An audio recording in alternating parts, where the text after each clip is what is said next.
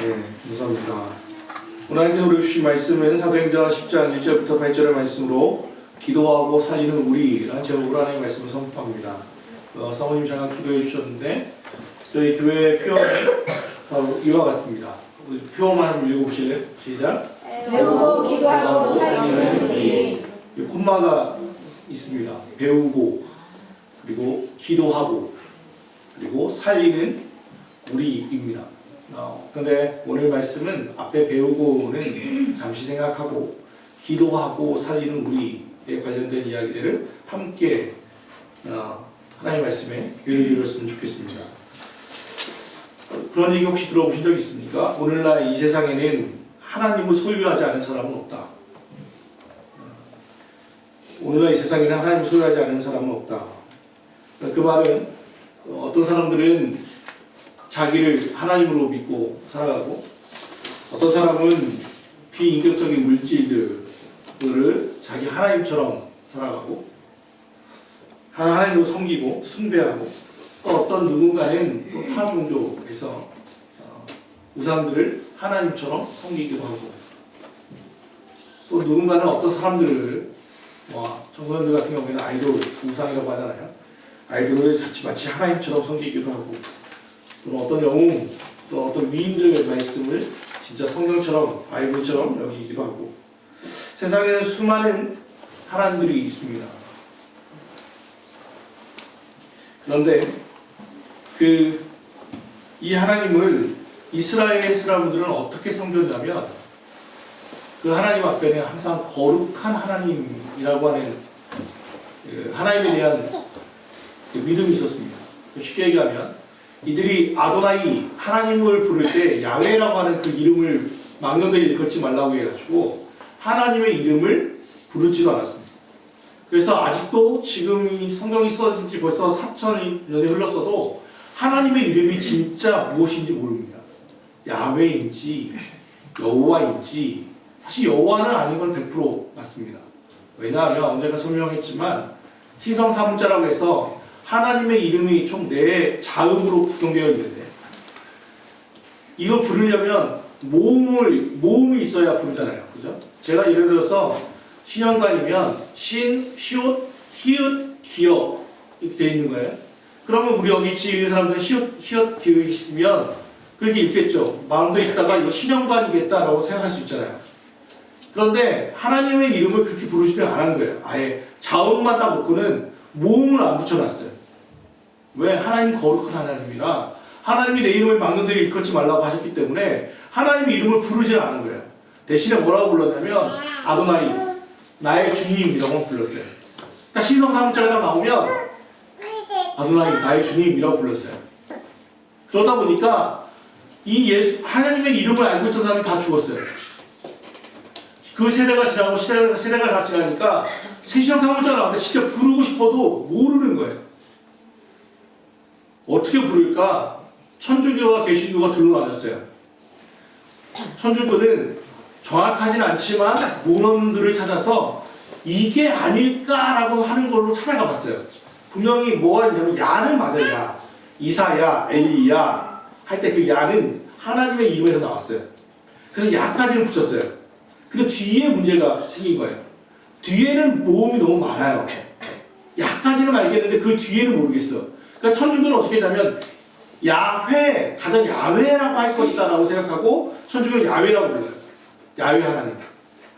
기독교 개신교는 어떻게 불렀냐면 어차피 그 이름을 모르니까 아도나이라고 불렀던 그 모음을 이 신사문자 자음에다 붙여버렸어요. 그 발음이 제호와, 여호와예요. 그러니까 이 이름은 절대로 하나님의 이름이 아니에요. 그런데 왜 그랬냐면 앞서 말한 것처럼 아도나이라고 했던 그 모음을 이 신성사문자에다 붙여버리는 거예요. 그냥. 그랬더니 발음이 그렇게 제호와로 된 거예요. 그래서 우리가 볼 때 여호와 하나님이라고 부르는 것은 나의 주님이라는 표현이에요. 그래서 여러분이 보는 표준세번역을 보면 여호와라는 이름을 나의 주님이라고 번역해버려요. 그게 원래 우리의 뜻이기 때문에 그래요. 뭘 얘기하고 싶은 거냐면 그만큼 유대인들은 이 구약 성경에 살아갔던 사람들은 그리고 우리 앞에 먼저 갔던 시약 성경에 살아갔던 많은 교인들은 하나님의 이름을 망령되게 읽었지 않았어요. 하나님은 왜냐하면 거룩하신 분이라고 믿었기 때문에. 하나님이 너무도 거룩하시고 또 잘못하면 심판하시는 분이라고 믿었기 때문에 그들은 하나님 앞에서 경건하게 살아가는 것이 일반적이었어요. 유대인들의 얘기를 좀 한다면 만약 사도 바울이 40의 하나 가만매를 5번 맞았다고 성경에 기록되어 있어요. 40의 하나 가만, 그 얘기는 39대를 맞았다는 뜻이에요. 왜 39대를 맞았는지 아세요? 성경에 40대 이상을 때리지 말라고 되어 있어요. 왜냐하면 사람을 죽기 때문에. 그러니까 유대인들이 40까지만 때릴 수 있는 거예요. 40 이상이 아니고 40초가 41부터는 못 때리는 거예요. 그런데 그러니까 때릴 때마다 숫자를 세는 거예요. 하나, 둘. 그런데 만약 잘못해서 숫자를 잘못해서 만약 더 때리면 그게 죄가 되기 때문에 일부러 39을 산소로 잡아놓는 거예요. 하나라도 잘못 틀릴까 봐. 그만큼 하나님을 거룩하게 여기고 하나님에 대한 경건을 지키려고 했어요. 경건이란 하나님이 살아계시다는 것과 그분이 심판하시는 분이라는 것을 믿는 두려움에서 와요. 하나님을 경외하는 게 곧 경건이에요. 경외란 존경하며 두려워하는 거죠. 하나님은 우리를 무조건 사랑하시지만 그럼에도 불구하고 그분은 공의의 하나님이라는 것을 기억해야 돼요. 우리의 자녀들에게 부모에게 함부로 하는 이유는 뭐냐면 부모는 사랑의 하나님이라는 사랑의 존재라는 걸 알기 때문에 그래요. 그런데 부모가 그것만 가지고 있어서는 안 돼요. 훈육이라는 것 하는 것도 가지고 있어야 돼요. 두 날개를 가지고 있어야만 건강한 아이가 자라는 거예요. 그런데 요즘은 한쪽 날개만 사랑, 자비, 상처 안 주려고 요것만 날려가 보니까 한쪽으로 빙빙빙 도는 거예요. 때리라는 말이 아니에요. 훈육이 필요하다는 거예요. 하나님도 그래서 두 날개를 사용하시는 거예요. 사랑하시며 심판하세요. 이 두 날개가 같이 가시는 거예요. 은혜와 진리. 이 경건은 하나님이 나를 어떻게 보느냐에 대한 시각이에요. 그걸 계속 생각하는 거예요. 하나님 눈에 나의 내가 어떻게 보일까? 오늘 말씀에 나오는 가이사야에 있는 이스라엘이죠. 고넬료라고 하는 사람이 나타났어요. 그런데 그 사람은 1절에 보니까 이달리아 부대라 하는 군대의 백부장이라고 되어 있어요. 이 사람은 로마 사람이에요. 백부장이라고 하면 지금으로 말하면 대대장쯤 돼요. 고위급 장교예요. 보세요. 이스라엘 식민지로 살던 식민지의 지배국인 로마의 당의 시민권자죠. 백부장이 왔어요. 자기 말 하나면 움직이는 게 거의 한 지방을 움직이는 사람이에요. 그런데 그 사람이 신기하게도 뭐라고 설명하냐면 2절에 읽어볼까요? 2절 시작. 그가 경건하여 온 집안과 더불어 하나님을 경외하며 백성을 많이 구제하고 하나님께 항상 기도하더니 라고 되어 있어요. 로마 사람이 이방인이에요. 그 당시에 아시는 것처럼 유대인들에게 로마 사람들은 포악자이고 침략자예요. 그리고 언젠가 하나님이 심판해버릴 이방 잡것이라고 하는 표현을 썼어요. 상대도 안 하는 자였어요. 그런데 그가 권력을 가지고 있어요. 자기를 무시하는 이방인, 자기 이 식민 지배층에게 어떻게 할까요? 제일 쉬운 방법은 힘으로 눌러버리는 거예요. 군대의 힘으로 눌러버리는 거예요. 그런데 신기하게도 그는 경건했다라고 말하고 있어요. 그래서 그가 한 게 뭐냐면 온 집안과 더불어 하나님을 경외하며 자기 하나만 믿는 게 아니라 집안과 함께 믿었어요. 근데 경외해요. 하나님을 두려워했다는 뜻이에요. 그러면서 하나님을 두려워하니까 두 가지로 나타나요. 뭐로 나타나요? 백성을 구제하고 하나님께 항상 기도하더니로 나타나는 거예요. 항상 기도했다는 표현. 이 얼마나 우리에게 와닿는지. 혹시 밀레 프랑스 자연주의 화가였잖아요. 밀레 만종이라고 하는 그림을 혹시 기억하십니까? 저 노을이 딱 짙어질 때 저 멀리서 교회 종소리가 울리잖아요.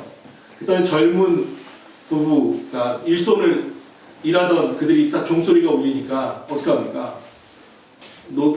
일손을 멈추고 고개를 숙이죠.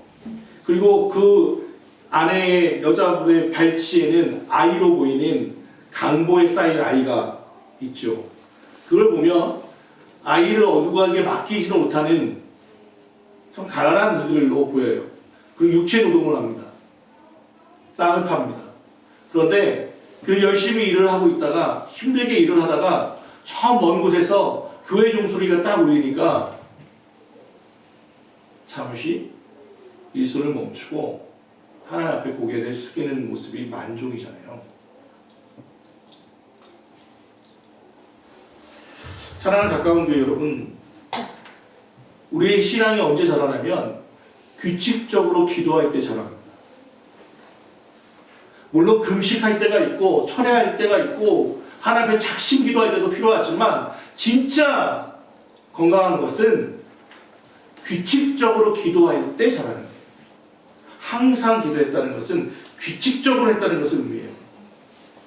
아이들이 많이 요즘 청년들이 특히 남자애들이 위장에 항상 질병을 갖고 있어요. 위염, 위궤양. 그런데 그런 것들이 어디서 고쳐지냐면 군대 가면 고쳐져요. 이유가 뭔지 아세요? 규칙적인 식사예요. 다른 게 아니라 규칙적인 식사예요. 식도염도 대부분 보통은 먹고 바로 누워서 어쩌잖아요. 식도염도 많이 고쳐져요. 왜? 밥 먹고 쉬지 못하게 해요. 그렇죠? 규칙적인 식사. 이슬람은 이걸 가지고 있었거든요. 이슬람은. 그러니까 지금도 여전히 뿌하면 소리가 울리면 택시가 가다가 서버려요. 승객이 있어도 서요. 이슬람 국가에서는. 절대로 얘네들 메카를 향해서 5번 기도하는 것을 놓치지 않으려고 해요. 되게 율법적인 것처럼 보이는데 그게 이슬람이 지금도 계속해서 커져가는 이유예요. 개신교는 기도를 습관화시키지 말라고 했어요. 계속 뭐라요? 습관적인 기도하지 마 그랬잖아요. 그죠? 습관적인 기도하지 마 했더니 뭐가 없어졌냐면 기도를 습관화하는 게 없어졌어요. 아니요, 기도는 습관화돼야 돼요. 무릎을 꿇는 게 습관이 돼야 돼요. 하나님의 전에 나오는 것이 습관화돼야 돼요. 하나님 앞에 두 손을 모으는 게 습관화돼야 돼요. 습관화된 기도란 뭐냐면 형식적인 기도, 마음 하나 없는, 영혼 없는 기도를 하지 말라는 뜻이지 기도를 습관화시키지 말라는 건 아니었어요. 예수님은 습관을 쫓아 아침 새벽에 기도하러 가셨고 기도하던 습관을 쫓아 감람산으로 철야 기도로 가셨고 습관을 쫓아 기도하셨어요. 근데 우리는 어느 순간 습관화된 기도하지 말랬더니 기도 습관화가 사라진 거예요. 규칙적인 기도가 우리 신앙을 자라게 하는 거예요. 그리스도인이라고 하면서 기도할 시간이 없다면 오직 한 달에 몇 시간이나 기도하십니까? 할 때 생각해야 한다면 특별히 주일 1시간을 모여서 그냥 기도하는 것, 고개 숙이는 것이 전부라면 여러분 정말 건강하지 못한 신앙생활을 하고 있는 거예요. 잘하지 않습니다. 제가 군대에 있을 때 DMZ에 있을 때 비무장지대에 있잖아요. 제가 제대 상황실에 있었습니다. 제대 상황실에 있으면 저는 상황장교일 때 상황병들이 있습니다. 걔들이 하는 제일 중요한 일이 뭔지 아십니까? 매 시간마다 예하 부대로부터 보고받는 거예요. 뭐라고? 근무 중 이상무. 그러면 그걸 다 종합해서 상급 부대 다시 보고합니다. 1대대 근무 중 이상무. 그러면 상황일지에 그거 적는 거예요. 근무 중 이상무. 그리고 누가 보고했는지 그 이름을 적습니다. 그리고 누가 기도 받았는지도 우리도 적고요. 매 시간 그냥 반복되는 거예요. 무슨 일이 있을 때 전하는 게 아니라, 보고하는 게 아니라, 매 시간 근무 중 이상무 없습니다. 근무 중 아무 이상 없습니다는 계속해서 보고해야 돼요. 근데 보고가 끊기면 이상이 있는 거예요. 모든 부대는 통신부대가 있어요. 통신부대가 하는 일은 딱히 없어요. 통신 라인이 살아있는지를 확인하는 거예요. 맨날 그거 보수하는 게 통신부대가 하는 일에 거의 제일 전부예요. 왜 그래? 유사시에 어떤 일이 있을 때 이 보고가 만약 예를 들어서 우리 첩보부대 TV처럼 저기 들어와서 우리 소초 근무하는 애를 만약 사살한다면 시간이 됐는데 보고가 없으면 어떻게 되는 거예요? 그 초소는 전원하는 거예요. 문제가 생긴 거예요, 거기에. 거기를 병력을 보내야 하는 거예요. 그래서 매 시간마다 근무중 이상무라는 보고를 받아야 하는 거예요. 기도가 이와 같아요. 주님은 쉬지 말고 기도하라고 말씀하셨어요. 여기서 쉬지 말고 기도한다는 것은 그렇다고 그냥 뭘 중얼중얼 하라는 게 아니에요. 밥 먹을 때마다 중얼거리 하는 게 아니에요. 하나님이 나와 함께 하신다는 것은 임재를 경험하면서 인식하면서 살라는 거예요.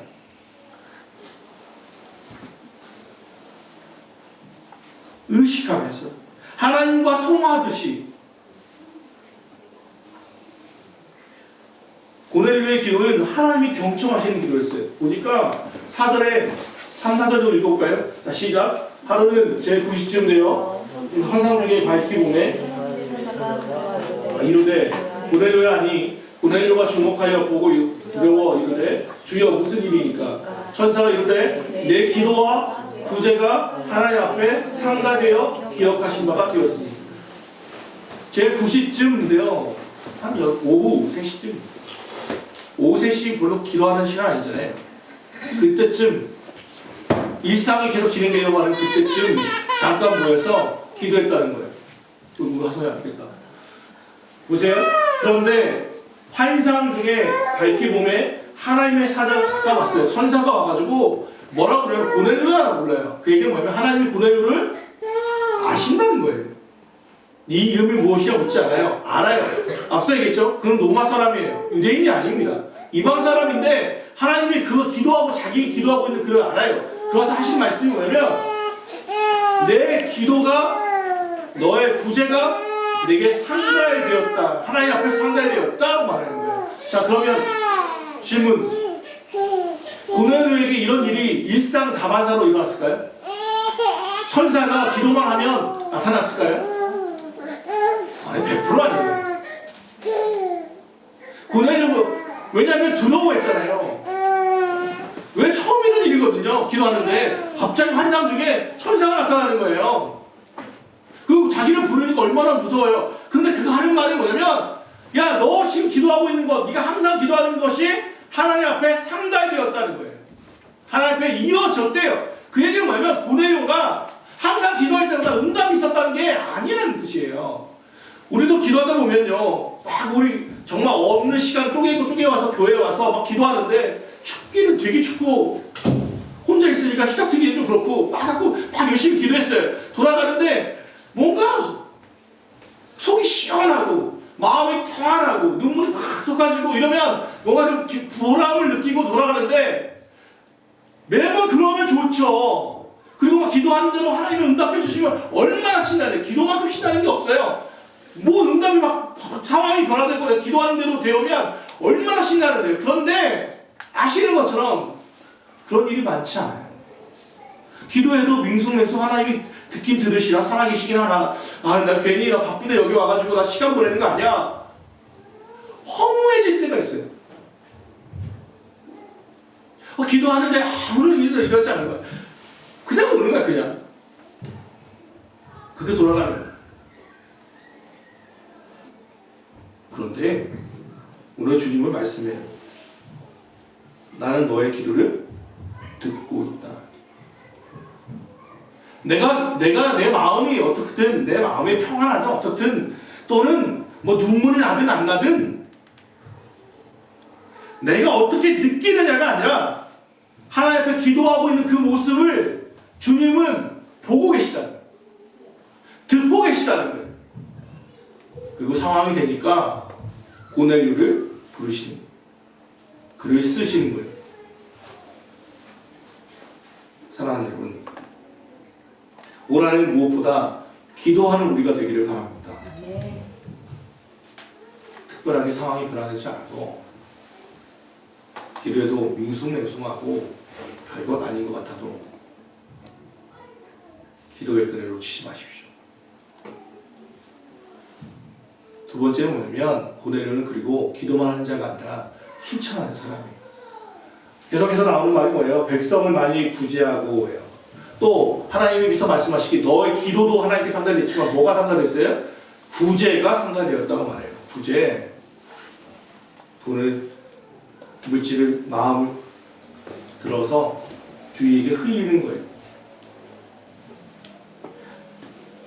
조심해야 할 게 뭐냐면 구제는 그런데 구제를 섣부른 마음으로 해서는 안 돼요. 충동적으로 해서는 안 된단 말이에요.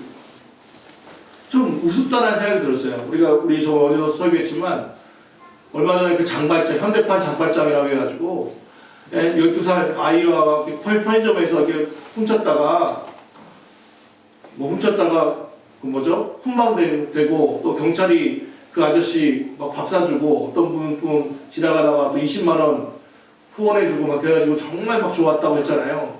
그런데 조금 있다가 다시 나타났죠. 그분이 뭐 삶이 그렇게 아름답지 못하다 이러면서 막 나오니까 후원 약속했던 분이 또 다 끊었대요.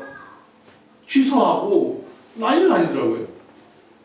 되게 그래서 우리나라 민족이 정말 불같이 일어났다가 불같이 꺼지는 것 같아요.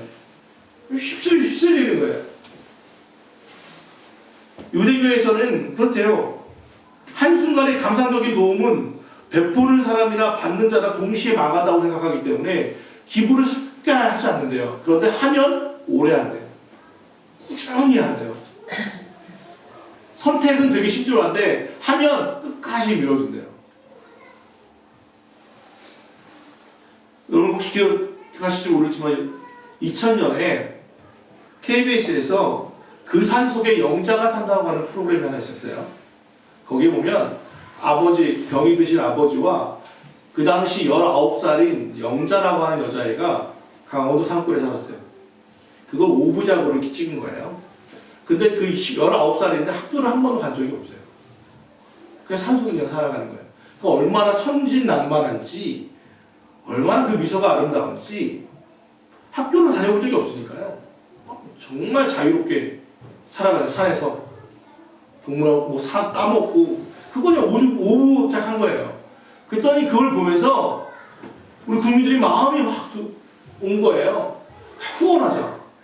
산에 있는 그 영자를 도시로 데려와서 제대로 교육시켜서 그 삶을 윤택하게 하자라고 해가지고 막 후원이 밀무지 온 거야. LG에서도 막 이거 사오고 TV 가고 막 난리가 났었어요.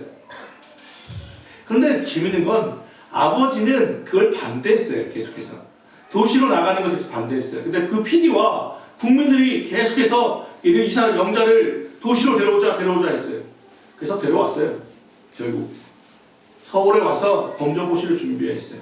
공부하고 있는데 2000년 그 다음에 2001년 2월에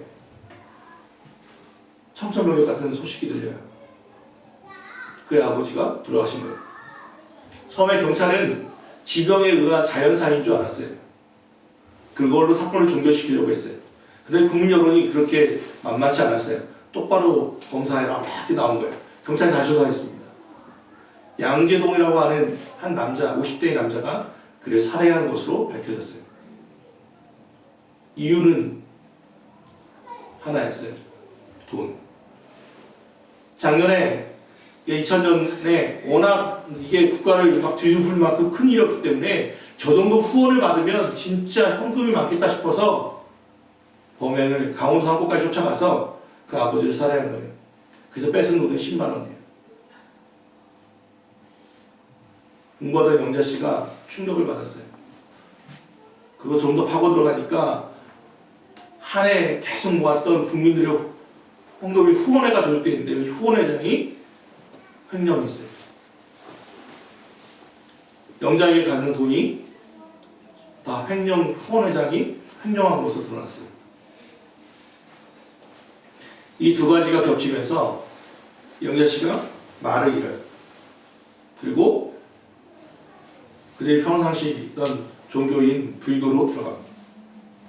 그리고 여전히 이 영자 씨는 도해라고 하는 승명을 받고 비구니로 출가해버립니다. 지금 나이로는 약 38살 정도, 39살 정도예요. 82년생이 몇 살인지 모르겠는데 그렇게 사라졌어요. 지금도 언론에서 계속 이 사람을 추적하는 게 있더라고요. 그런데 부회교에서 철저히 보호해요. 왜냐하면 그때 그 상처를 여전히 가지고 있기 때문에 그래요. 뭘 얘기하고 싶은 거냐면 섣부른 구제 또는 충동적인 구제는 결과가 그렇게 좋지 않다는 것을 진짜 구제는 무엇이 구제인지도 우리는 알 수 없지만 마태복음 25장의 양과 염소의 비유를 보면 하나님 예수님이 하시는 말씀이 뭐냐면 예수님의 이름으로 작은 자 하나에게 대접하는 물 대접 하나 그것도 나에게 대접하는 것이다 라는 말씀이 구제를 드러내요. 그러니까 양에 많고 적은 게 아니라 진짜 구제는 뭐냐면 마음을 충동적인 게 아니라 마음을 담는 거예요. 겸손하게 드리는 거예요. 내가 위에서 내가 오래 쓸만하니까 먹고 살만하니까 있어가 아니라 없는 가운데에도 겸손하게 흘려보내는 거예요. 그게 하나님께 상달되는 거예요. 어제 이 말씀을 정하고 설교를 다 적었는데 어제 갑자기 전화가 왔어요. 여러분 아시는 것처럼 저희 교회에게서 좀 죄송하지만 11월 달에 저희가 추수감사 예배를 드리면서 저희 지역으로 쌀 10포대를 보냈어요. 그리고 뮤지컬 팀 개척 우리보다 더 어려운 교회여서 와서 뮤지컬도 하고 제법 큰 금액을 보냈어요. 흘려보냈어요. 그래서 저희는 추수감사절은 지역을 섬기기로 했고 대림절을 넘어가면서는 인도네시아와 프랑스와 태국과 독일의 선교사님들에게 보냈어요. 아시는 것처럼 이것도 제법 돈이 많이 나갔어요.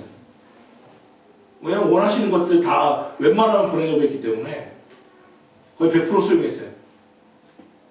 고민도 많았어요, 사실은. 왜냐면 예를 들면 프랑스 같은 경우에는 세번역 성경 6권을 보내달라고 했는데 그 금액이 좀 커요. 우리 교회도 사실 세번역으로 다 바꾸고 싶은데 돈이 비싸서 못 바꾸고 있어요. 그런데 보내달라고 하니까 어떻게든 보냈어요. 선교지로 다 보냈어요. 세계를 섬기려고 했어요. 아시는 것처럼 성사절은 교회 헌금을 받지 않고 다 나누었어요. 서로가 서로에게 격려를 했어요. 그렇게 보냈더니 한 200만 원 정도가 저희 교회 마이너스가 나왔어요. 다 흘려보냈으니까요. 그렇게 끝났어요.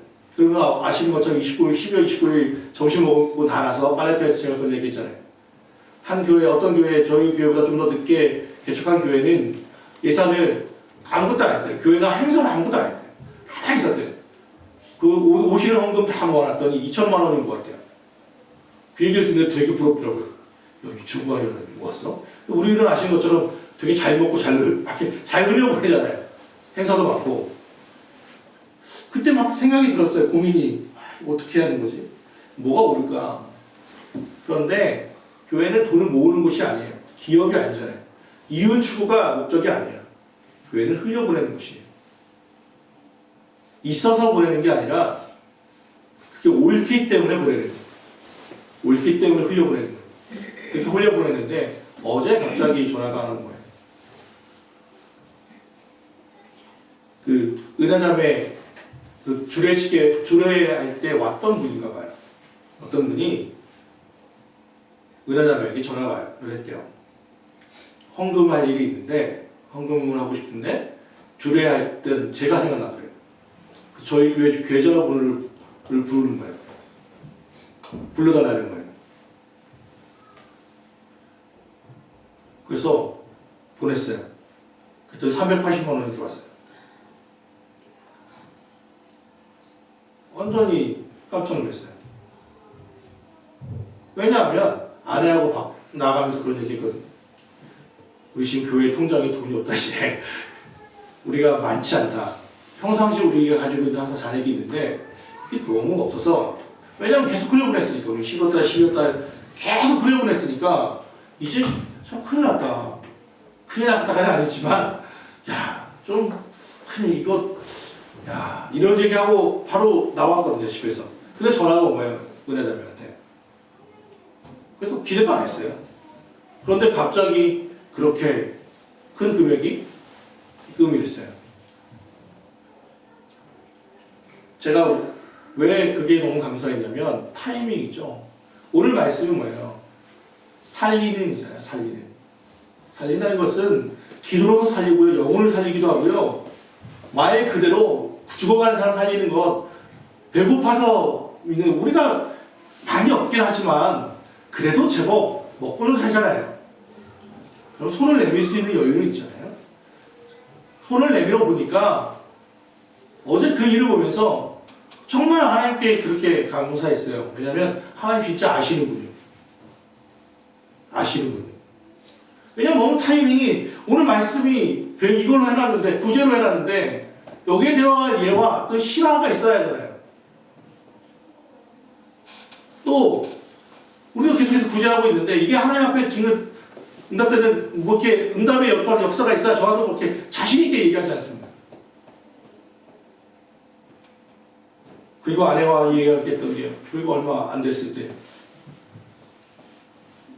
우리 하나님께서 격려하신다는 마음이 들었어요. 걱정할 필요가 없다. 우리가 해야 할 일은 올바른 길을 가는 거예요. 올바른 길은 목사가 올바르다고 생각한 게 아니라 성경이 말하는 대로 자꾸 따지지 말고 뭐 이게 옳다 그러다 막 따질 필요 없이 그냥 말씀이 그러면 그런 줄 알고 그냥 가는 거예요.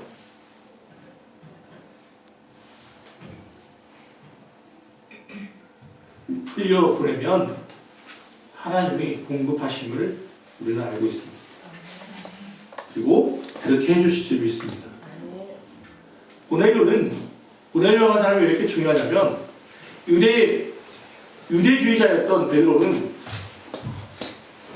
이 베드로는 복음은 예수 그리스도께서 하나님의 아들이시라고 하는 이 복음은 유대인들만 가져야 한다고 생각했어요.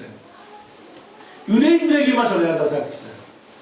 왜냐하면 이방인들은 다 심판당할 거고 이방인들은 다 심판당하고 진짜로 이 귀한 것 예수님이 하나님의 아들이시고 십자가에 죽으시고 부활하신 것 우리를 위한 거야 하는 유대인들만을 위한 거라고 생각했던 게 베드로였어요. 그런데 오늘 나왔던 이 사건 고넬료에게 베드로가 가면서 무슨 일이 벌어졌냐면 이방인들 중에도 하나님을 경외하는 게 가능하구나. 이방인 중에도 하나님이 택하신 자가 있구나라는 것을 베드로가 이번에 깨달아요.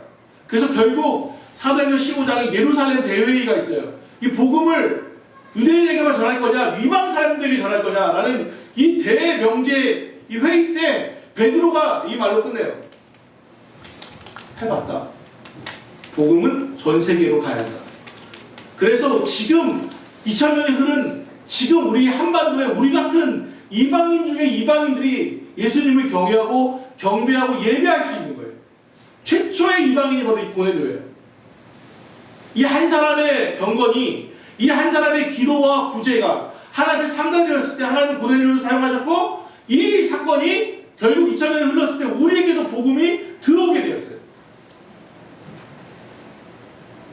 기도하고 살리는 우리 이것은요 공허한 표가 아니에요.